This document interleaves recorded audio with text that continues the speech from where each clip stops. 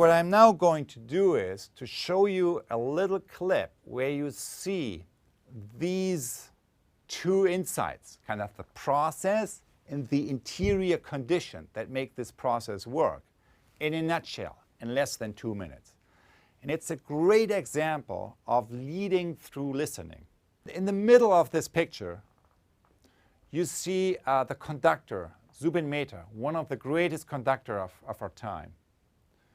To his left, you see Placido Domingo, one of the greatest tenors of our time. Behind them, a huge orchestra that is actually composed of two different orchestras that perform for the first time together that night. And then that for the first time play together that night. So if you put yourself into the shoes of the conductor for a moment, here's the situation he has to deal with. He has this newly merged organization, and some of you may be familiar with that dynamic. Next to him is the superstar, kind of one individual who is more equal than anyone else. And he has to deal with that dynamic. And then behind him, a huge audience. And all these forces are pulling him in different directions. His job is to take this diverging set of forces and to merge them together into a moment of peak performance.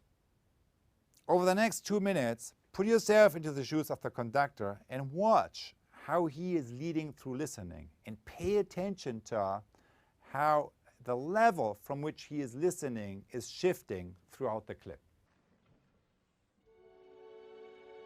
No puede ser, esa mujer es buena. No puede ser una mujer malvada. En su mirar, como una luz singular, he visto que esa mujer es una desventurada. No puede ser una vulgar sirena que envenenó las horas de mi vida. No puede ser porque la vi rezar, porque la vi querer, porque la vi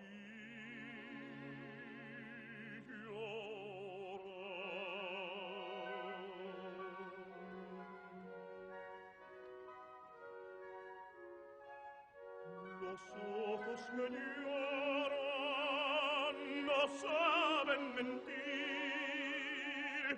Las malas mujeres no miran así, temblando en sus ojos dos lágrimas de mí. Y a mí me ilusiona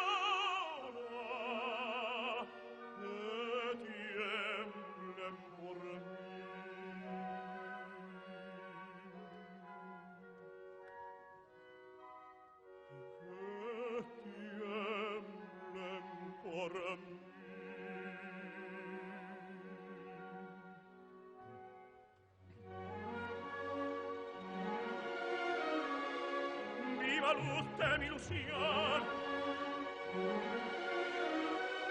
sé piadosa con mi amor, porque no sé fingir, porque no sé callar, porque no sé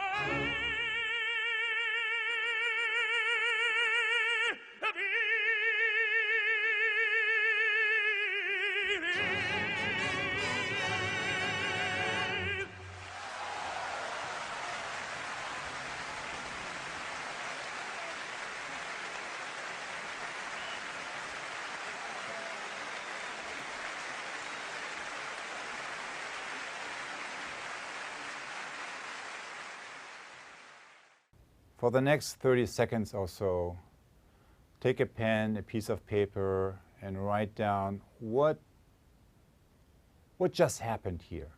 What did you notice? What did you notice in this amazing example of leading through listening? Write down whatever you observed, whatever caught your attention.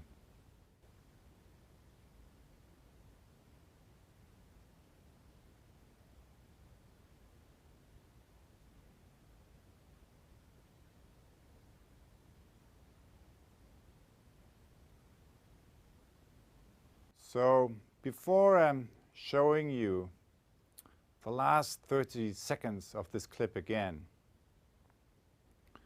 I want to share with you some observations that I heard from many groups that, like you, kind of watched that clip and then shared some of their observations.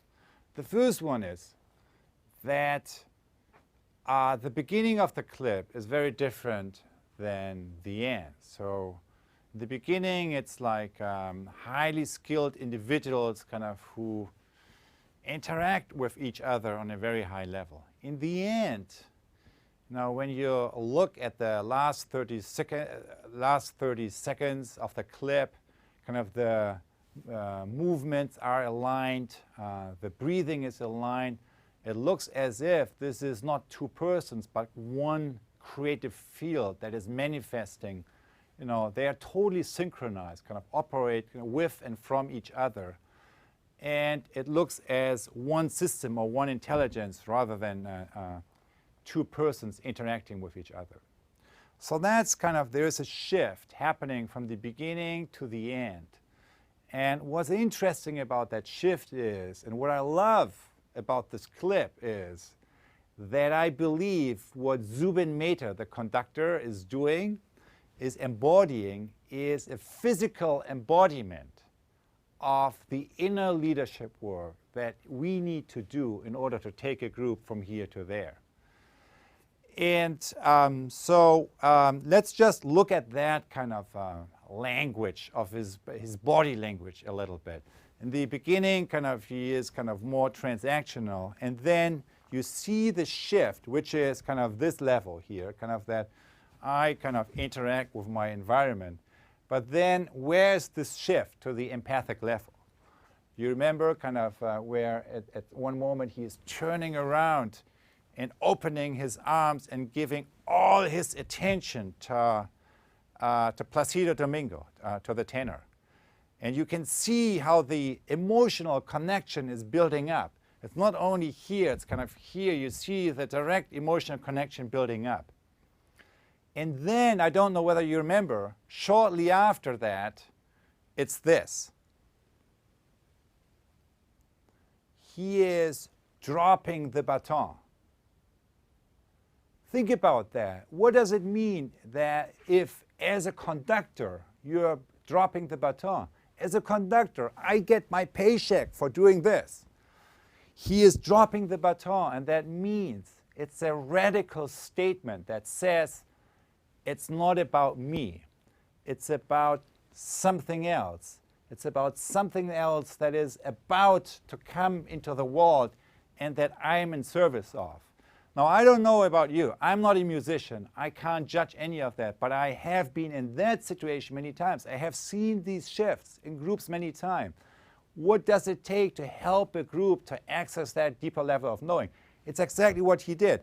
When you put yourself in the center and kind of you talk everyone to death, there's no way you will bring a group to the fourth level. However, what he did is he is pulling himself out of the center. He is going to the periphery and holding the space. It's like this.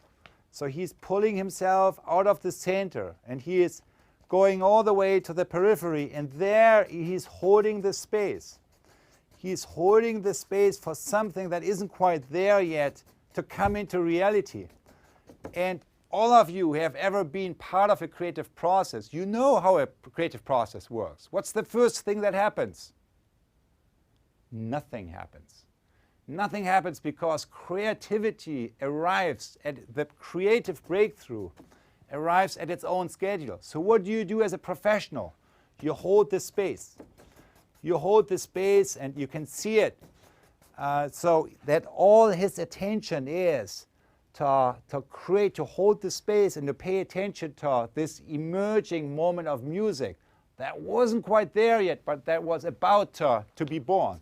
So he's holding the space, and you see kind of how in that situation, kind of something is building up kind of through Placido Domingo. Kind of you see how that moment of music is landing, is beginning to come into reality. And that's where you see the baton going back up, connecting with the orchestra, in order to then take the whole orchestra to move this emerging moment of music into reality collectively. So that gesture of holding the space and then making yourself an instrument to allow something to land and to come into reality and co-deliver it with collective action, that space and that way of operating is a fourth type of paying attention, of listening. That is not downloading. It's not operating from here, obviously. It's not factual listening. I am here, you are there, we have a transactional relationship. It's not just empathy. It's not just empathizing with another person. But it's a fourth way of relating to and being in the world. That is about holding the space and turning yourself into an instrument for something that is coming into being and that needs you to come into reality more fully, which we saw kind of in this movement here. That's what I call presencing, sensing and actualizing an emerging future possibility. You know, that process of collectively being born here. But it doesn't matter how we call it. What matters is that this is a distinct way of operating that is at the core of dealing with the major challenges of our time that require us to connect with emerging future possibilities not only as an individual, but also collectively. Now, let's watch it again, and then I will give you a quick kind of summary of the Theory U framework. Viva luz de mi ilusión, sé piadosa con mi amor, porque no sé fingir, porque no sé callar, porque no sé vivir.